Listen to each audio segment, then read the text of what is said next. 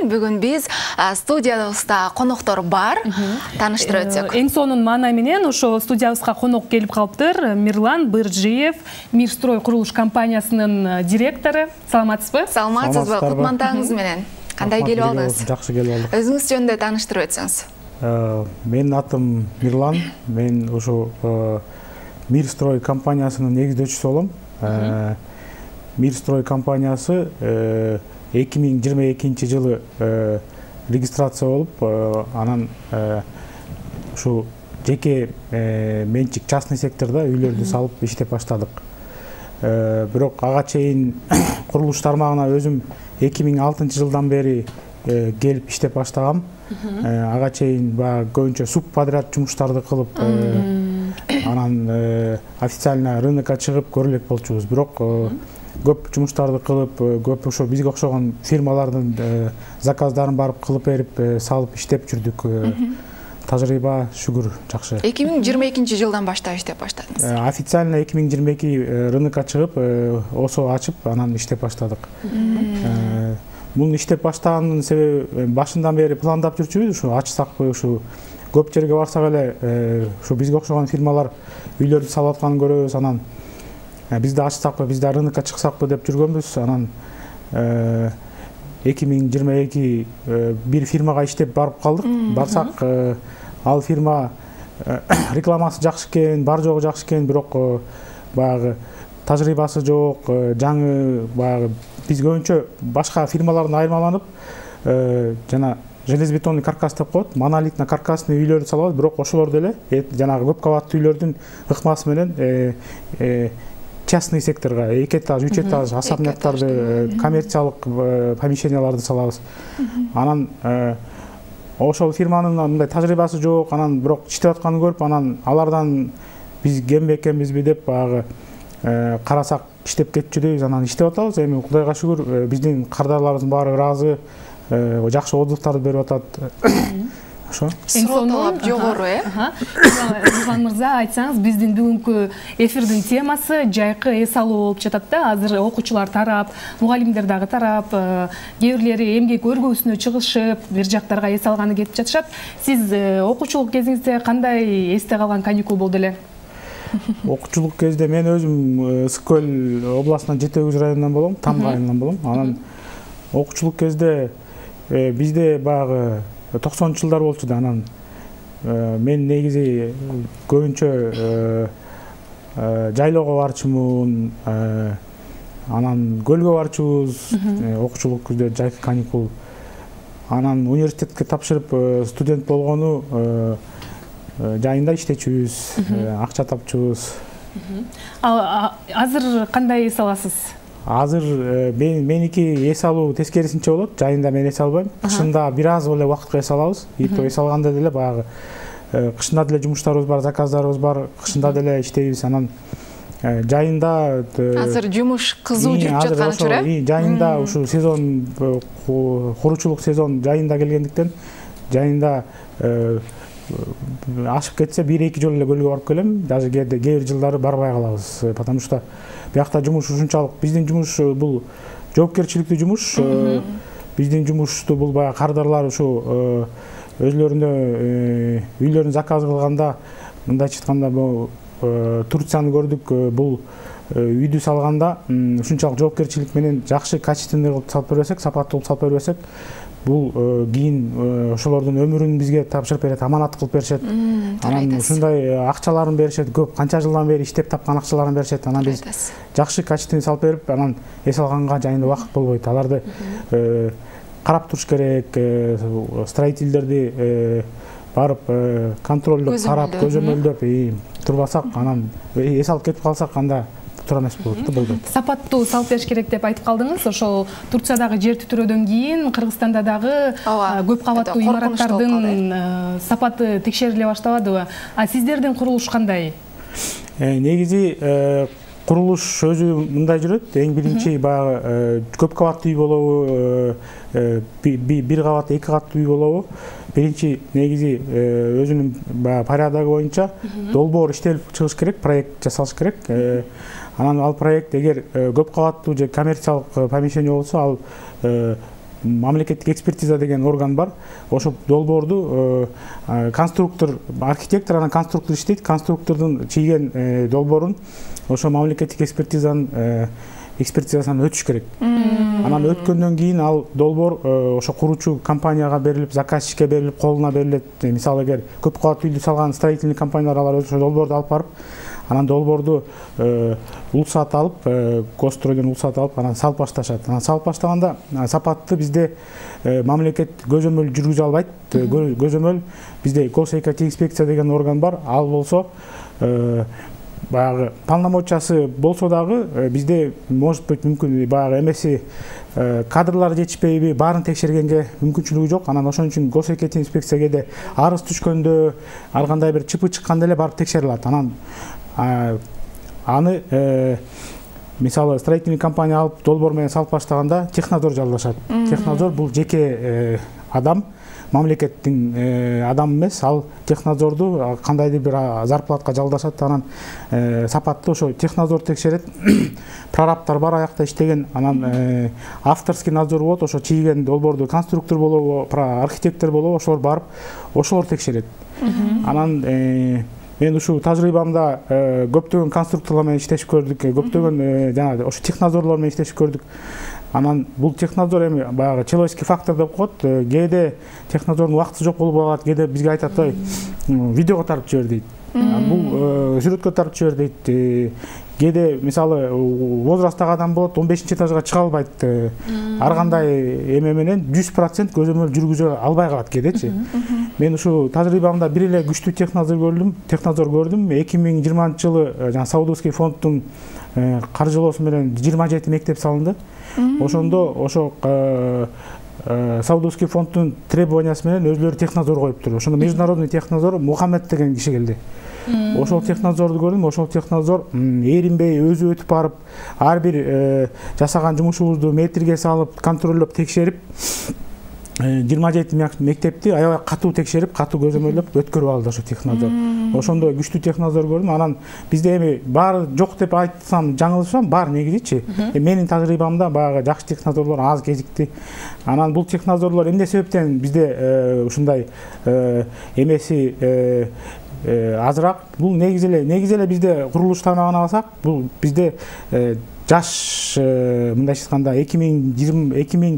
2000-жылдан бери массовый строительство башталды. Ошондон бери баягы биздин тажрыйбабыз, тарыхыбыз куруу тармагында жашпыз да, кичинекей, аз эле. Союз убагында бизде ал анчалык качествого карачу эмес, количествого карачу. План коюлчу, мынча квадрат метр салыныш керек деп, количествого карачу. Качествону көзөмөл бирок болчу көзөмөл, эми кандай десем, көбүнчө бирок көңүлдүү ошо санына карачу да. Анан ал кезде снип башка болчу, 8 балдык снип болуп, снип жылдан жылга өзгөрүп келатат. Анан жылдан жылга катуу туура негизи снипти өзгөртүш керек, жер титирөөлөр болуп атат, буга даяр болуш керек. Ошон үчүн сапат жагына көңүл буруш керек. Анан имараттар канча убакытта, канча аралыкта салынып бүтөт? Биздин имараттар бул 1-2 этаж болот. 2 ай, 3 айдын ичинде биз эми 3 этап менен салабыз. Эме коробка деп коет. Фундаменти дубалы, анан крышасын жаап беребиз, чатырын. Ошол 2 ай, 3 айда, андан кийин подсамоделку дейт. Андан кийинки этап 5 айга чейин созулат. 5 айда салып беребиз. Анан бирок под ключ бир 7-8 айга чейин барышы мүмкүн. Сиз ушул курулуш тармагына кантип келип калдыңыз? Бала чагыңыздан кыялдандыңыз беле же үйүңүздө бирөө жарым барбы? Ооба, бул туура суроо болду. Себеби курулуш тармагына менин тайкелерим өзү уста. Мен ошо тайкелерим биздин үйдү салып бергенде ошо кызыгып, алар менен эми тайкел дегенде значит кан да бар болуш керек. Анан алар менен кызыгып, кошо иштешип жүрүп, анан Бишкекке келип, негизи өзүм Көлдөн жогорку окуу жайда окугам. Анан Бишкекке келип, бир жыл өзүм 2005-жылы келдим, риэлтор болуп иштедим бир жыл.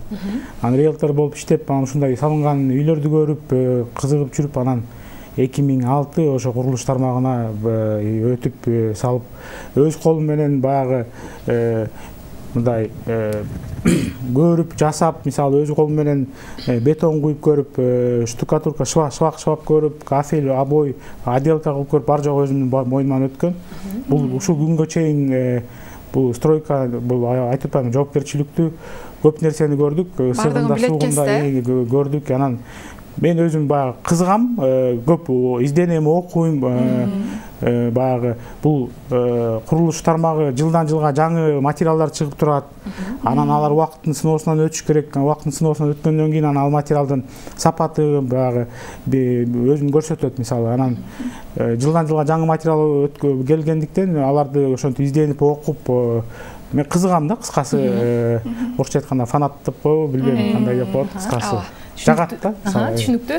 Мирлан мырза, айтсаңыз, ошо нарынга салынган үй менен Бишкекке салынган үйдүн ошо курулуш материалдарын айырмасы барбы? Айырмасы эми бар. Нарын бул суук, шарты суук болгондуктан ал жерде мисалы кышкысын бетон жок, жер чыккөн эмес, ал жер шартына карабаш керек. Жер мисалы Бишкекте деле чөгөт. Бишкекте бычканын ылдый жагы саздак жер болот. Бычканын өйдө жагы. Ал жерге салганга болбойт. Жок, салганга болот. Салып эле 2 этаж болобу, бычкан ылдый жагына көп кабаттуу үй 3 этаждан ашык уруксат жок.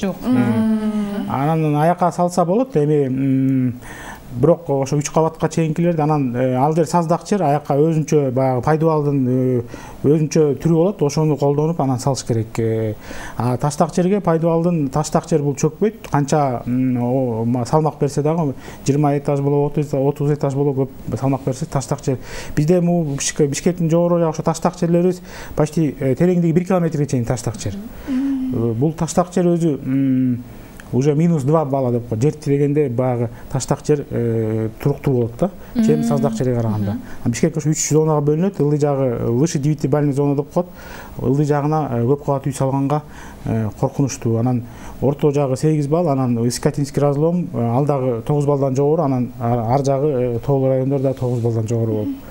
Анан кардарларыңыздын арасында барбы, мисалы чет өлкөдө мигрант өздөрү келе албайбы, сиздерге ишин билесиздер деп бүт тапшырып өткөзүп берген үйлөр болду беле? Андайлар бар, азыр деле иштеп атабыз. Израилде жүргөн бир эже бар, көбү бияктан туугандарын көзөмөлгө коет, анан биз салып беребиз. Андайлар бар.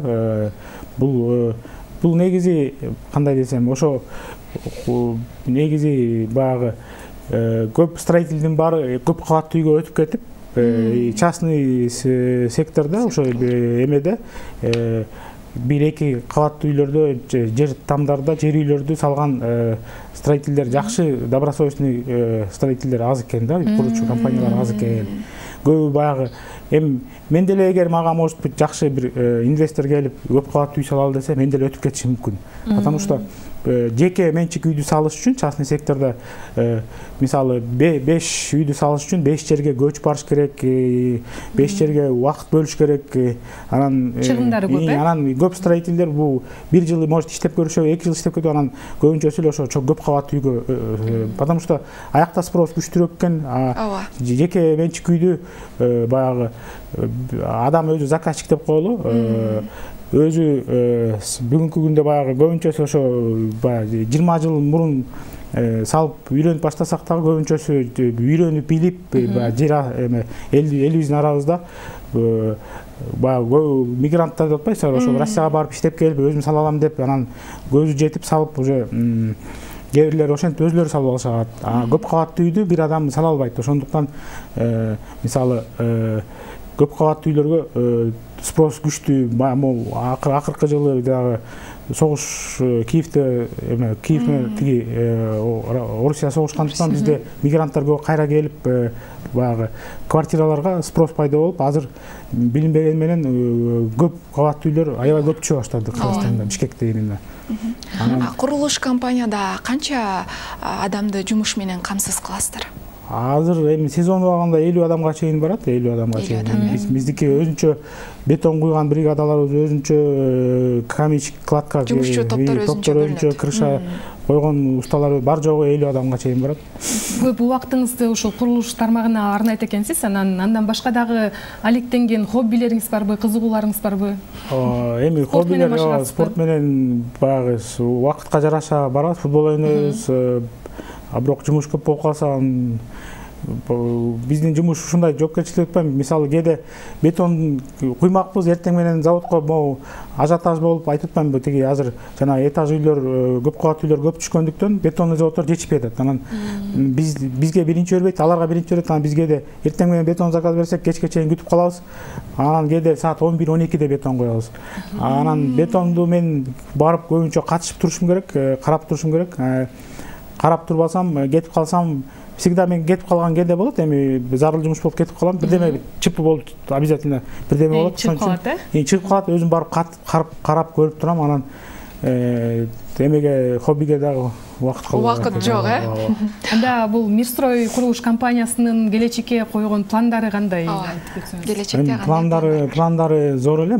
Ошо элме кызмат кылып, биз үйлөрдү салып берип турсак, анан менин эми ар кимдин өзүнүн кыялы пландары болот эмеспи? Менин кыялым, бизде азыр ошо үйгө жетпей жүргөн көп жарандарыбыз бар.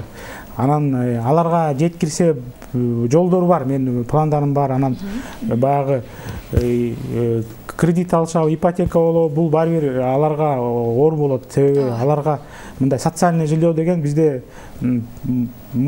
пока баягы аты социальный болгону менен көбүнчө бизнеске өтүп кетип эле, пайда жагын ойлоп эле, анан карапайым жарандардын эмесин ойлой атышат. Ошондуктан менин оюм ошо социальный жилье куруп бериш керек. Кандайдыр бул эми каражат керек куруш үчүн аларга. Ошо кандай жеңилдиктер каралган, мисалы үй салууда? Биздики эми жеке азыр баягы курулуш материалы кымбат болгондуктан жеке үйлөрдү салуу бул кымбатыраак дейсиз. Кымбатыраак болот. Мисалы бир 100 квадратты салыш үчүн эле биринчи участок керек. Участокты Бишкек шаарында кымбат турат, билесиздер. Анан баягы ошо үйгө жетпей жүргөн адамдарга жеке үй салуу, жалгыз салуу кичинекей болсо дагы бул аябай көп акча болот. Однокомнатный квартиранын акчасынан барабар болот, мисалычы. Анан ошон үчүн аларга кандайдыр бир жана ошо көп кабаттуу үйлөрдү, бирок бизде мисалы жана клубный дом деген түшүнүк бар. Ошо клубный дом мисалы салган көп кабаттуу 15 этаж үй болобу, эконом класс болсо дагы аяктан алганга караганда арзан болот. Анан клубный домду мисалы баягы 5 адам, 10 адам чогулуп, участок сатып алып, анан 10 адам ошо заказ кылып салса, мисалы ошо жана квартира үйлөргө жетпей жүргөндөр, аларга арзан түшөт. Анан эми максатыбыз ошо келечекте ошондой адамдарга муктаж болгондорго жардам берип, баягы частный сектордон эле чоң эмес, 10 этаж, 5 этаж эмес, 2 этаж, 2 кабат. Бизде азыр частный секторго 2 кабат, анан мансардасы менен улуксат. Ошондой болсо дагы бир одноподъездный бир 10 адамга үй салып берсе болот, квартира, однокомнатный квартира салып берсе, бул арзан болот баасы. Ошондой максаттар бар. Анан пока орточо эсеп канчаны түзөт, мисалы азыр көрүүчүлөр кызыгып жаткандар?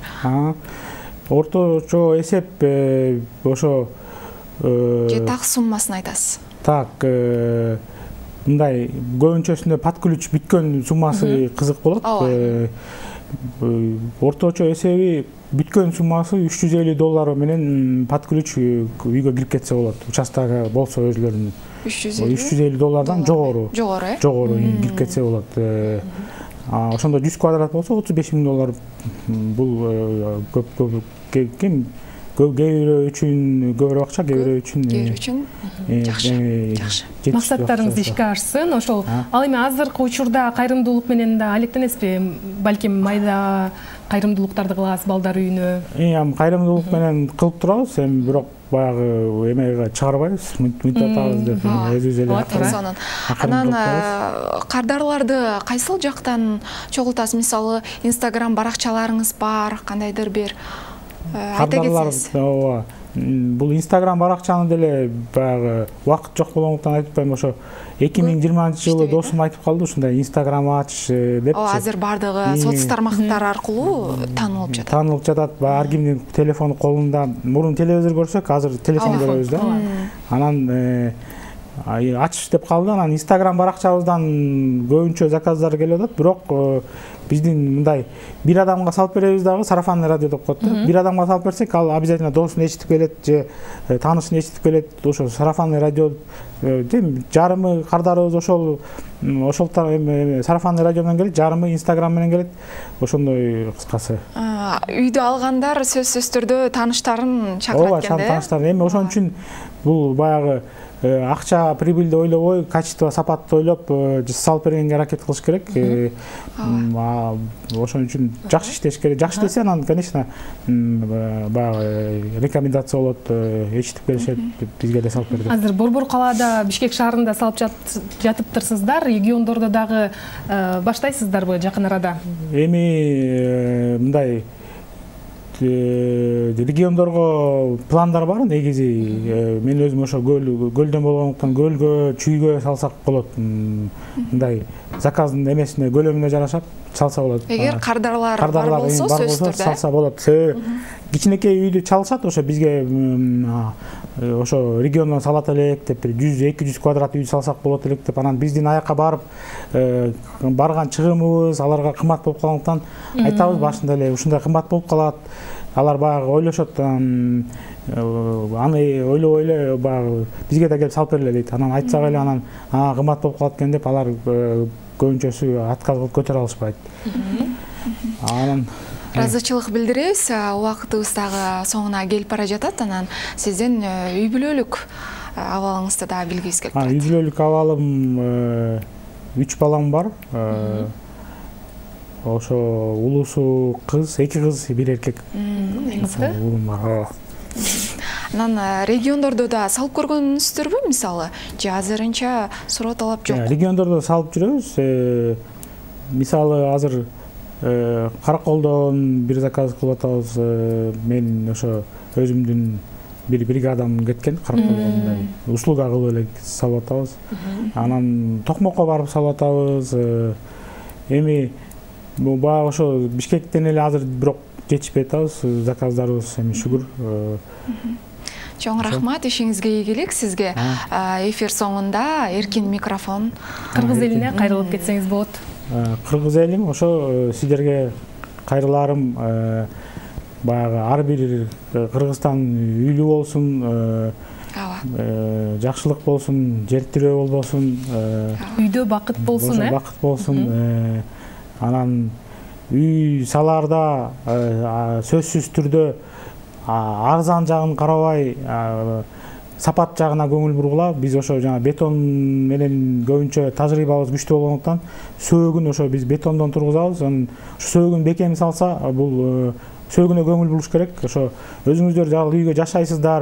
Анан ошол үйдү баягы кайдыгерлик кылып, арзан жана өзбектерди алып келип салып, андай кылбай, сапат жагына ал үйдө өзүңөр жашайсыңар. Ал үйдө ошо жер тирөө болгондо адам чуркап чыкканга жетиш керек. Эң биринчи максат ошон үчүн үйдү бышык салат. Хотя бир бул 30 эле секунд, 20 секунд ичинде уктап атканда түн ичинде болсо чуркап чыкканга жетиш керек. Ошон үчүн өзүңүздөрдөн аябагыла, сапат жагына көңүл бургула. Ошондо гана үй бекем болот. Жакшы болот. Чоң рахмат. Келип бергениңизге ыраазычылык билдиребиз. Өлкөбүз кырсыктан алыс болсун. Биздин конок айтып кеткендей, азыркы учурда бардык элдер эле, балдарбы, чоңдор болобу, телевизордон башка ошо телефонго эле карап калышты дейт. Биз дагы алдыдагы программабызда телефон тууралуу сюжетке өтсөк.